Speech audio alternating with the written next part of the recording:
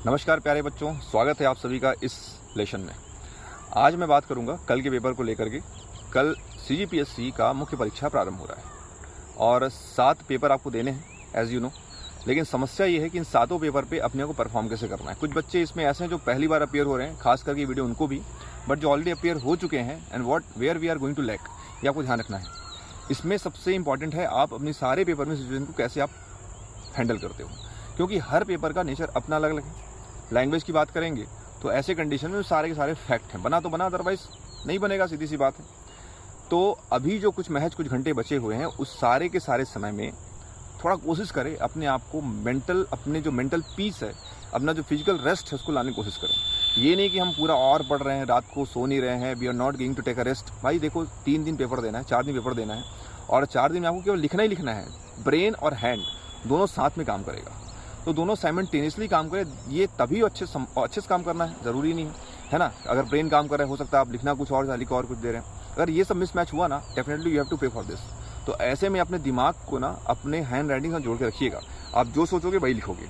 इसलिए कह रहे हैं कि हेल्दी थिंकिंग रखिएगा फिलहाल अभी कुछ घंटे के लिए, ठीक है। ये छूटा है, वो छूटा है, भाई that is a kind of syllabus, बहुत बड़ा सिलेबस है, दैट इज वास्ट सिलेबस। और इस सिलेबस में परफॉर्म कर पाना ना बहुत बड़ा टैलेंट वाला खेल है।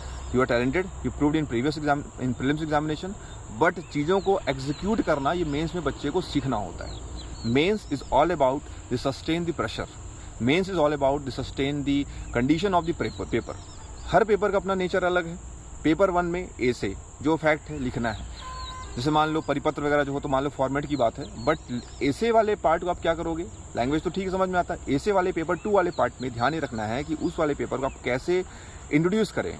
कम कंटेंट में, कंटेंट तो ज़्यादा लिखने की आवश्यकता नहीं है, जितना हो सके फ्लो चार्ट बनाने की कोशिश करिए। कम समय में अपने को ज़्यादा प्रेजेंटेबल होना है, ऐसे में यही है। And right the essay with respect of current scenario.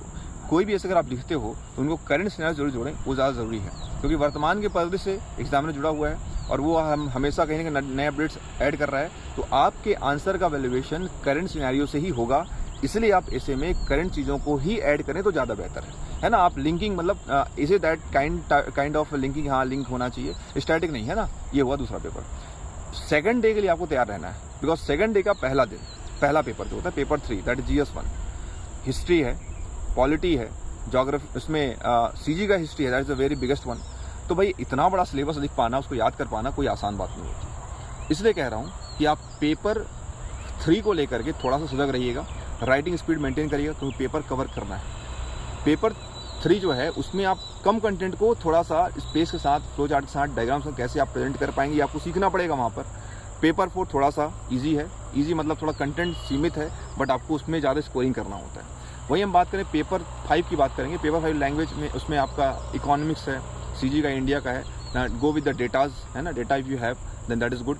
But geography में you have to use maximally map, because without map you can't present the geography. चाहे CG की बात करें, चाहे हम बात करें इंडियन ज्योग्राफी की। तो ऐसे कंडीशन में हर पेपर को डील करने का तरीका होता है।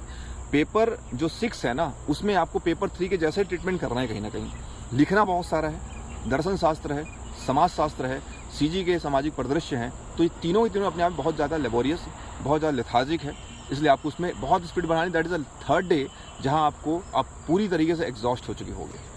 ध्यान रखना है पेपर के स्टार्टिंग फेज में जो भी नॉमिनल एंट्रीज होती हैं, फॉर एग्जांपल योर नेम तो नहीं होता है, roll number, your OMR sheet का जो भी फिलिंग है, बबलिंग है, ये सारी चीज़ें ढंग से होनी चाहिए, ठीक है। बिकॉज अगर वो आपने गलत कर दिया ना, definitely you will come under the pressure, और अगर जैसे प्रेशर में आ गया आपके सारे पेपर खराब हो सकते हैं, ठीक है।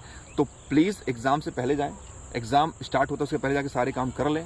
दूसरा है कि एग्जाम स्टार्ट होने के बाद आपको ध्यान ये रखना है कि एग्जाम में 3 घंटे का पूरा समय यूज़ करना है। ये नहीं आप 9 बजे के पेपर में 9:15 को एंटर कर रहे हैं, 9:30 को एंटर कर रहे हैं, ठीक है। 9 बजने से पहले ही 15 minute before you have to enter the exam hall, because paper के पहले OMR डेटा को भरना ज़रूरी है, ठीक है।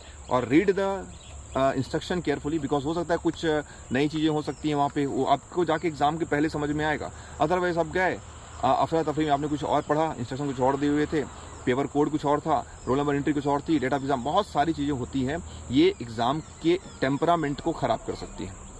एग्जाम के टेम्पो को सही करने के लिए आपको एग्जाम के पहले एंटर करना जरूरी है। इसलिए एग्जाम के समय जो स्टार्ट है उसके आप 10 मिनट 15 मिनट पहले जाइए, रिलैक्स होकर चीज़ों को रिकॉल करिए, definitely trust your self, believe your self, confident your self कि आपका एग्जाम बनेगा।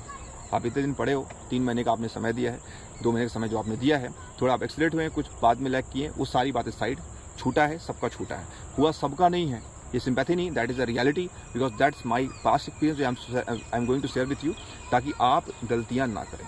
3 दिन का समय नहीं, 4 दिन का समय ध्यान रखेंगे। और ऐसे कंडीशन में बच्चे को मेंटली फिजिकली फिट होना बहुत ज़रूरी है, ठीक है, क्योंकि आप कंटेंट वाइज से फिट हो चुके हो।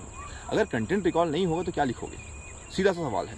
आपकी अगर माइंड जो स्पीड है, अगर वो राइटिंग स्पीड से मैच नहीं करे तो क्या लिखोगे, और ऐसे में किया धरा जो आपने पढ़ा है सबका सब बर्बाद हो जाएगा। So I am going to request to all the aspirant of CGPSC, please maintain the decorum of your mind, maintain the tempo of your mind and writing, ठीक है। ध्यान रखना, राइटिंग में एक बात ध्यान रखेंगे, प्रेजेंटेशन को शुरू से लेकर लास्ट तक सिमिलर बनाने का प्रयास करेंगे। That is tough but that is not impossible, ठीक है। थोड़ा मुश्किल ज़रूर है बट असंभव तो नहीं है। शुरू से लेकर लास्ट तक आप स्पीड मेंटेन करिए, स्टार्टिंग से स्पीड मेंटेन करिए, क्योंकि स्टार्टिंग हम राइटिंग को बनाने के चक्कर में क्या करते हैं पता है, हमारे बहुत सारे क्वेश्चन छूट जाते हैं। और जहाँ क्वेश्चन छोड़ेंगे, no need to lose any question.